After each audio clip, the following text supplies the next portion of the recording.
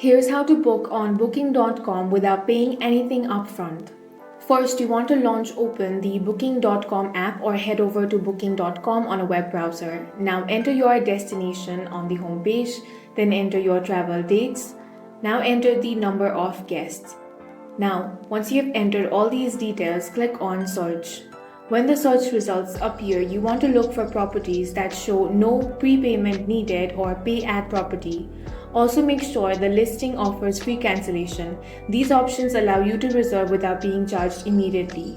Next, you want to click on the property you're interested in. Now select See Availability. Choose your preferred room and once again confirm that it includes free cancellation and no prepayment needed.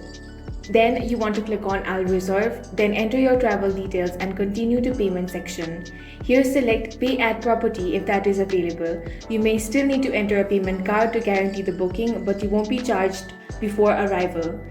Before completing the reservation, check the cancellation policy and make sure it shows free cancellation. Once everything looks good, confirm the booking. You will receive a confirmation right away, and in most cases, no payment will be taken until you arrive at the property.